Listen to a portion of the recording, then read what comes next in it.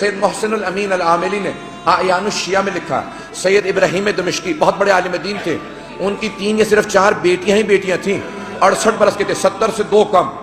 ان کی بڑی بیٹی نے کہا کہ بابا میں نے رات خواب میں دیکھا ہے، بی بی سکینہ آئی ہیں، کہتی میری قبر میں پانی آ گیا، اپنے بابا سے کہو کہ میری قبر سے پانی نکال دیں۔ تو فوراً سید ابراہیم دمشقی نے کہا کہ بیٹی خبردار اپنی بہنوں کو خواب نہ سنانا، انبیاء کی ائمہ کی قبروں کو کھودنا حرام ہے، ان کے بچوں کی بھی قبروں کو کھودنا حرام ہے، بیٹی اپنی بہنوں کو خواب نہ سنانا، کسی کو خواب نہ سنانا۔ دوسرے دن دوسری بیٹی نے کہا بابا میں نے اس طرح سے خواب دیکھا ہے، ایک چھوٹی سی بچی ہے، وہ میرے خواب میں کہہ رہی تھی اپنے بابا سے کہوں میری قبر میں پانی آ گیا،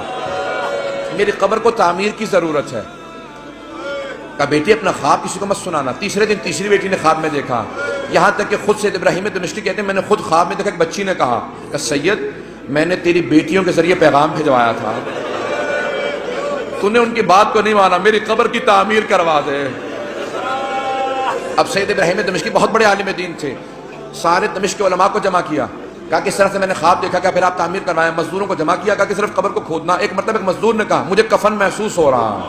کہا سب دور چلے جاؤ، یہ سید زادی ہے۔ میں جس جملے کو پیش کرنا چاہ رہا ہوں، سید ابراہیم دمشقی کہتے ہیں کہ وہ جو روایت ہے نا کہ یزید نے غسالہ کو بھیجا تھا، کفن کا کپڑا بھیجا تھا، کہ اس روایت کو آئندہ نہ پڑھنا، کہ میں نے کرتے میں لاشا دیکھا ہے، کہ میں نے کرتے میں دیکھا،